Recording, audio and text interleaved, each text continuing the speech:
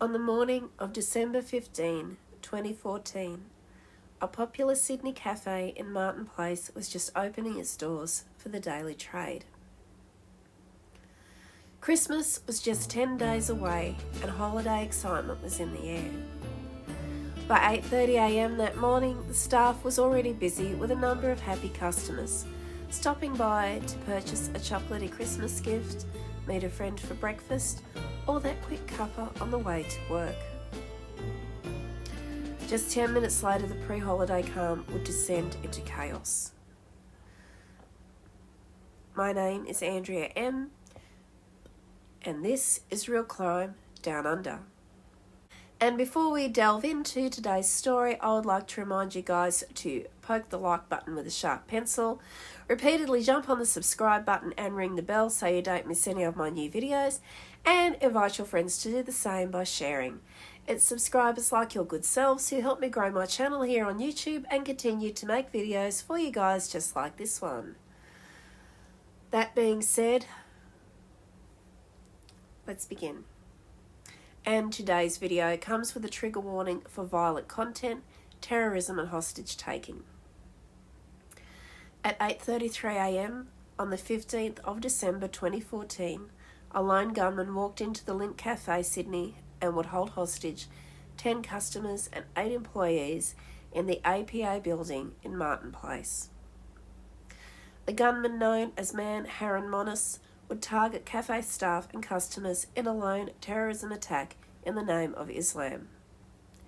He was carrying a sawn-off shotgun, and the siege would last a total of 16 horrific hours. Early on, hostages were seen holding a jihadist flag against the windows of the cafe, featuring the Shahada Creed at Monis's order. Initially, many media organisations mistook it for the flag used by the Islamic State. Monis later demanded that an IS flag be brought to him. But what led up to the siege at the cafe that fateful December day in 2014? Prior to the event, an anonymous call was made to Australia's anti-terrorism hotline 48 hours before the siege, raising concerns about the content of Monis's website.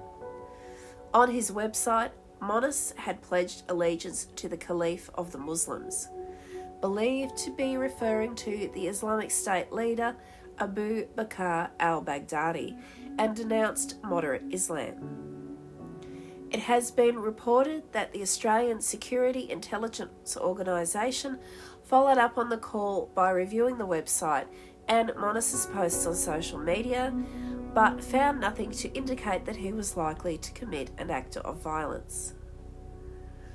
And now we skip back to the day in question and a timeline of sorts of the events.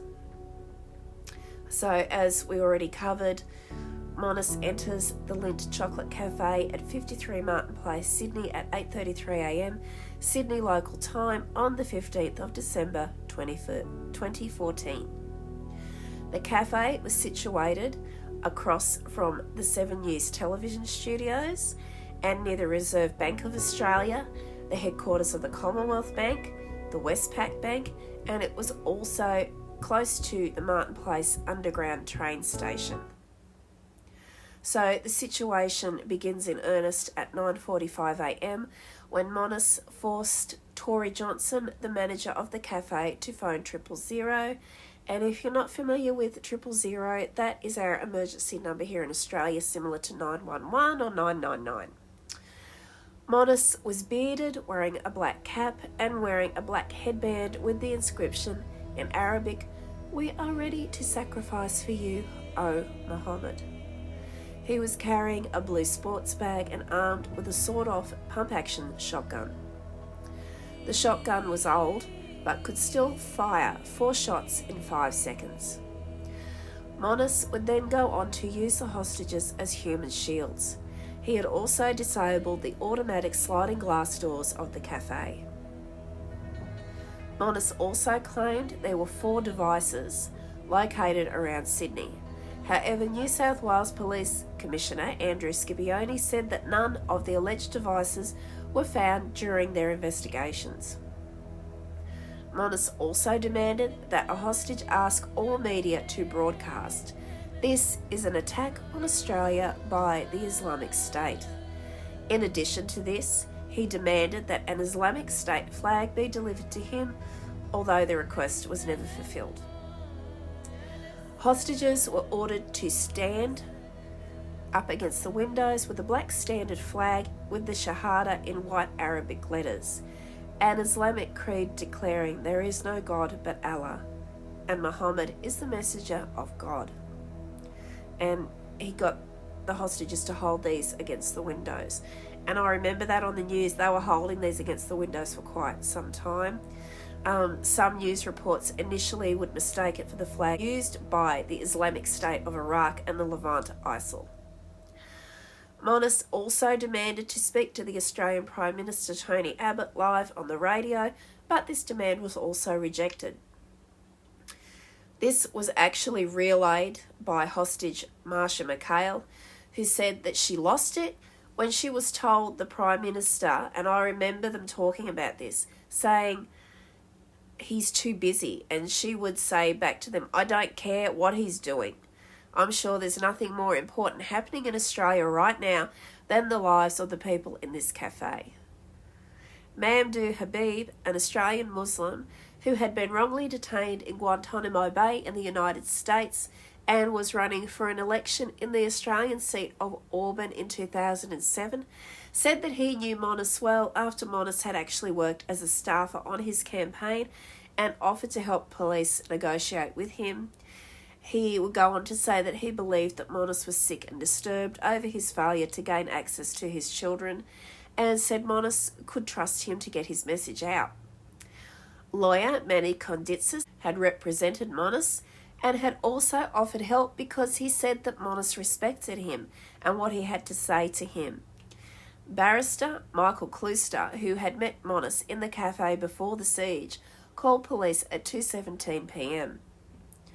Other Muslim leaders also offered to help, including the Grand Mufti of Australia, Ibrahim Abu Muhammad.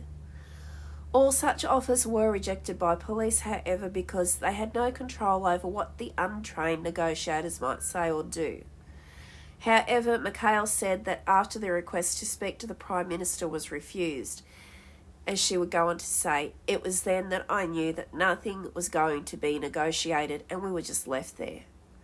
They were waiting for him to kill someone or shoot something so that they could come in. And by they, she's meaning the police task force assembled outside the cafe. There was nothing proactive about the operation. Nothing. And Belinda Neal, who was a negotiator for the New South Wales Police, said that in negotiations, we want to try and talk to the hostage taker. We want to find out why he's there, what he's doing, why he's doing this, and we don't want to just go into this situation hoping to resolve it in half an hour. This approach would be consistent with the behavioural change stairway model that the police negotiators use. However, McHale stated that no such negotiation had ever taken place. Habib would go on to say that he called both the police and the Attorney General twice during the raid, but they did not return his calls. And Police Commissioner Andrew Scipione confirmed that during the siege that we're not dealing directly with him, we do not want to have contact with the offender. Several hostages made contact with media outlets and relayed Monis's demands to them. At the request of the New South Wales Police Force, they were not published during the siege. The social media profiles of the hostages were also used to relay demands. So you have to think the police have their training that they have to adhere to.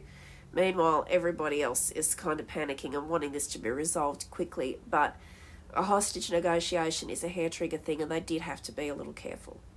So at 1:43 a.m, Tory Johnson texted his family and said he's increasingly agitated. He walks around whenever he hears a noise outside with a hostage in front of him. He wants to release one person in good faith. Please tell the police. This was conveyed to the police 10 minutes later. During the early stages of the siege, the Australian government and New South Wales did not want to label the event as a terrorist attack. However, as the siege continued, New South Wales Police authorised the engagement of the state's counter-terrorism task force, treating the incident indeed as an act of terrorism. So this back and forth goes on for hours with the whole country watching, including myself. I was absolutely glued. I remember the news coverage of the siege. I remember just wanting to see the hostages released and for it to be over soon with hopefully no violence. So this then leads us on to the escape of the first 5 hostages. At around 3:37 p.m, 2 hostages, John O'Brien and barrister Stephen Balfoutis, escape from the front entrance of the building, followed by a third hostage, cafe employee Paolo Vassallo, who ran out the fire exit at the side of the building. At around 4:58 p.m, 2 female hostages, both employees, June Bay and Ellie Chen, escaped by running from another entrance of the building and were met by Tactical Operations Unit officers. Monis was unaware that June Bay and Ellie Chen had escaped. Jared Morton Hoffman made a noise to cover their exit and persuaded Monis that media reports of 5 hostages escaping were incorrect. After the escape, Monis threatened to kill the remaining hostages. So at this stage we have 5 escaped, with Monis watching the remaining hostages closely. So it kind of just goes on pretty much as it had until nightfall, and then during the night police would plant a covert listening device in the cafe. At one point the device picked up Monis saying that he wanted to kill any more escaping hostages. At 2:03 a.m. on the 16th of December, a very loud bang was heard as Monis shot towards another 6 hostages he caught fleeing from the building. At 2:11 a.m, Monis fires a shot towards the kitchen and was heard on the police listening device reloading the shotgun. It was then hostage Fiona Ma then escaped through the front door, and 2 police tactical operation units teams were ordered to move very slowly towards the 2 entrances. At 2:14 a.m, 4 minutes after the tactical operations teams were ordered in, Monis would shoot manager Tory Johnson in the back of the head, killing him instantly. The shooting was witnessed by a police sniper who reported a hostage down. It was after this, with the escalation of violence towards the hostages, police armed with M4A1 carbines threw 11 stun grenades as they stormed into the cafe. Monis was shot in the head. An officer reported that, "I watched the gun's laser from the centre of his chest go to his head, and then his head exploded and he fell." One officer then fired a total of 17 rounds, and another officer fired 5 additional rounds. Some of these fragments of those rounds would tragically go on to kill hostage Katrina Dawson. And it kind of begs the question that if the gunman was already down, why the additional rounds of fire? Police would declare the siege was over soon after this, later confirming that Monis was killed in the raid. 2 hostages were deceased and another 3 were injured by police bullets. One police officer whose face was grazed by a police bullet was discharged from hospital later that day. At the coronial inquest, counsel assisting the coroner, Jeremy Gormley, SC, said no shot fired by Monis other than the one that had struck and killed Mr. Johnson. Mitchell McAllister, who was a tactical assaulter with the 2nd Commando Tactical Assault Group, questioned the police use of M4A1 carbines with 5.56mm NATO rounds that could have dangerous effects in a dense and enclosed environment. It was also unclear why 22 shots were fired by police, of which 13 hit Monis. The following day, New South Wales and Federal Police raided 3 homes of people who had been in contact in an attempt to source the IS flag requested by Monis the day before. However, the raids failed to find any evidence linking them to the siege or to Monos. Now we go on to the police strategy employed.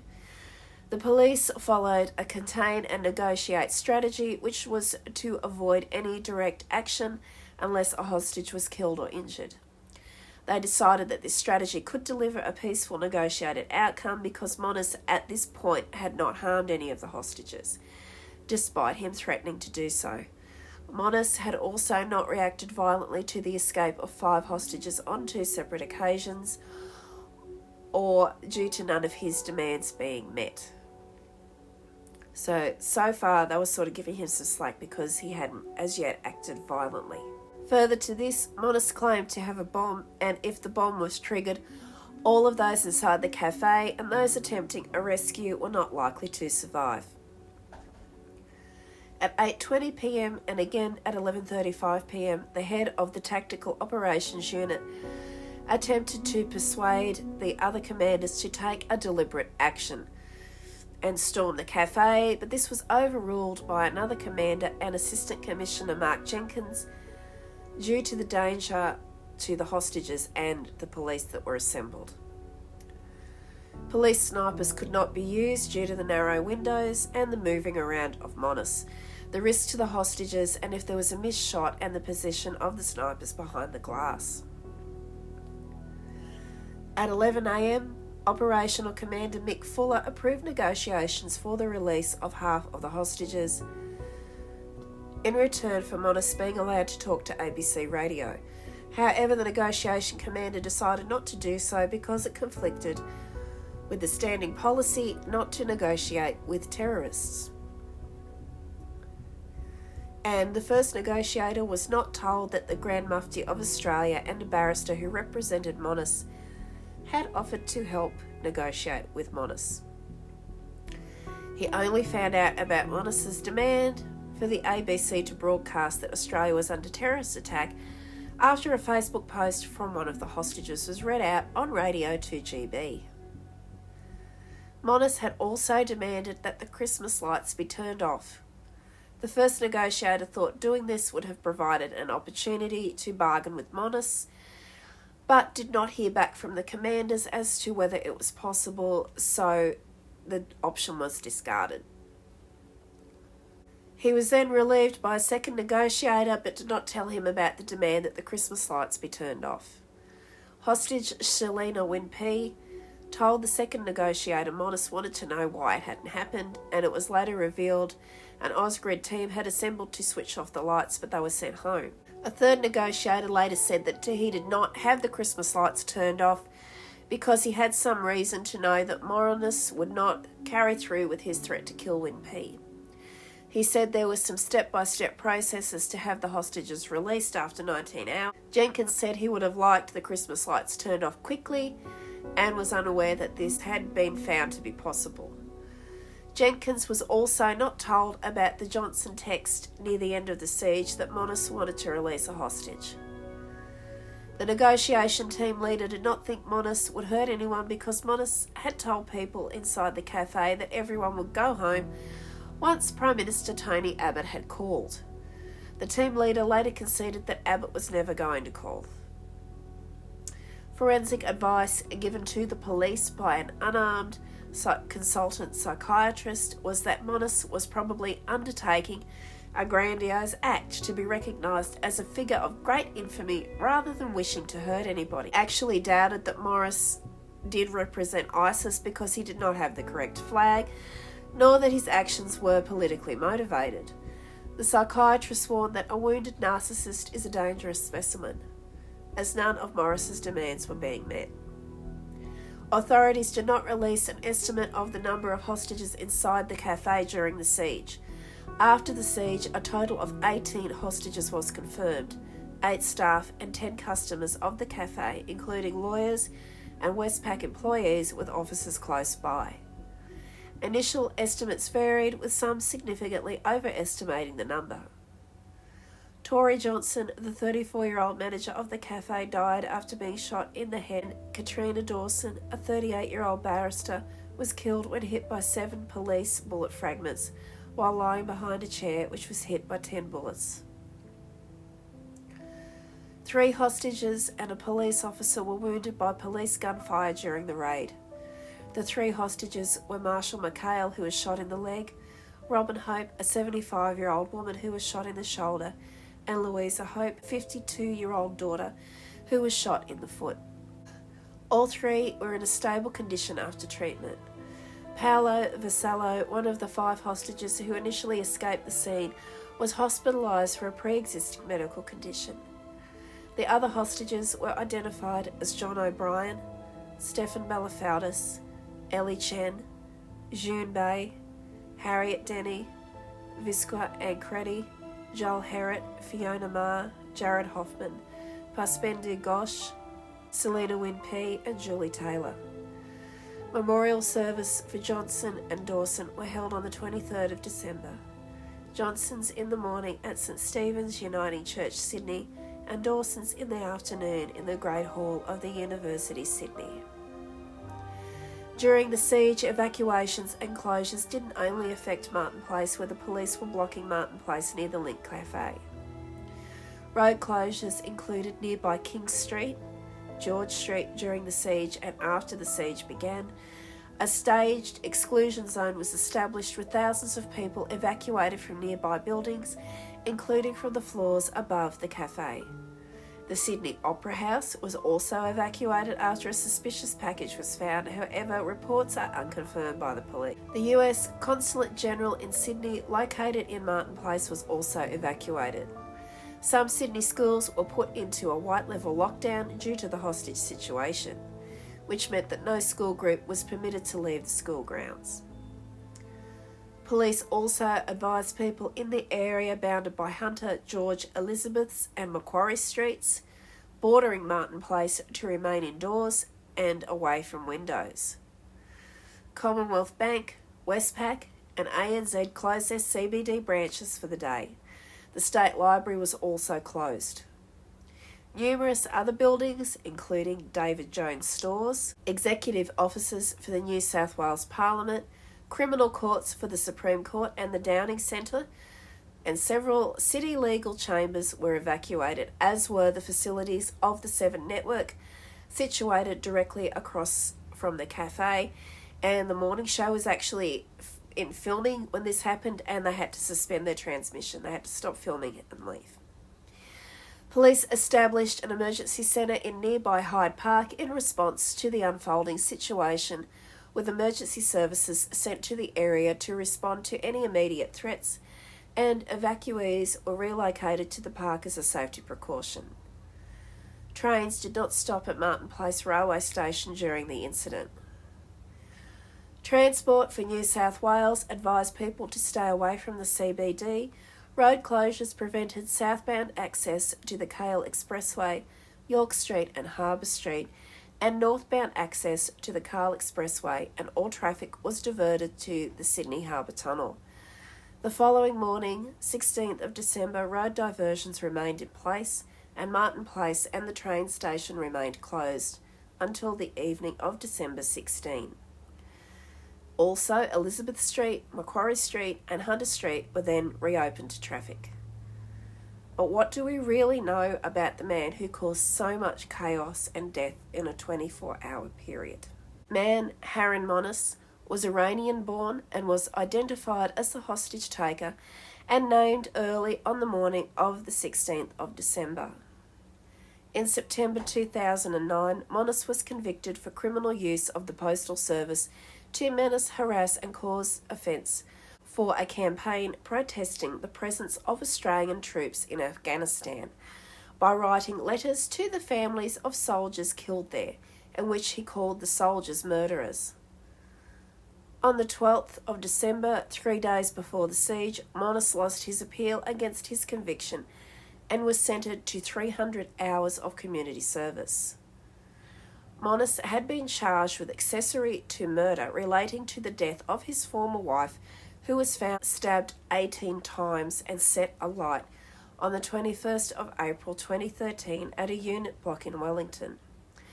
However, on 12th of December 2013, Magistrate William Pearce said it is a weak case and he granted Moroney bail. So as you can see, this siege didn't really need to happen. If he'd have just given him jail time, it may never have happened, but he could have. But I mean, if he was set to do this, he would have gotten out at some point, and he probably would have done it anyway, but maybe the outcomes would have been different, but that's something we can never know. But it's just, this just seems to happen so much with these people. They get caught for something else, they get sentenced, they get a trial, and then they get, they just get let go, and then they go on to do something worse. And I remember being glued to the siege and just, like the coverage, if you remember, if you were there in 2014 and you were watching, the coverage went on into the night and nobody slept. We were all up, waiting, hoping that all the hostages would be released safely. And it was honestly, for me, when I heard about what happened to Tori Johnson and Katrina Dawson, I just broke down, because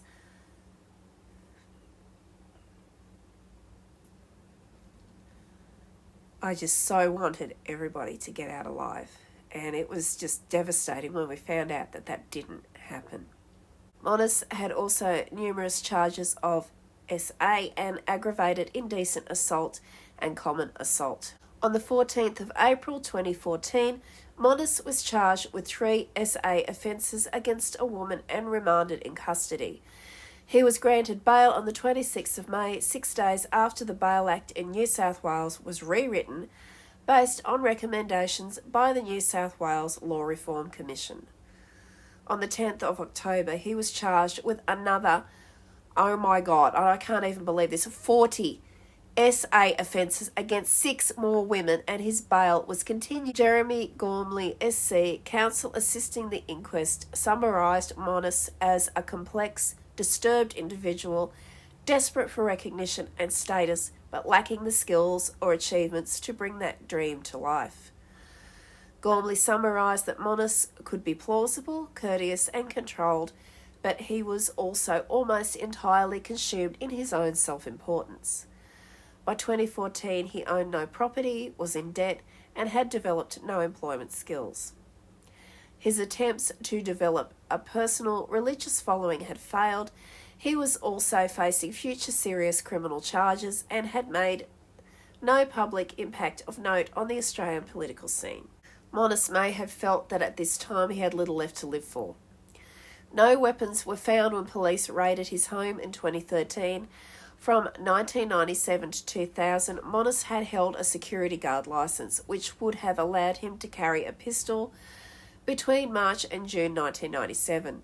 The weapon that Moroney used was a sawed-off French-made Manufranche LaSalle pump-action shotgun and was believed to be more than 50 years old.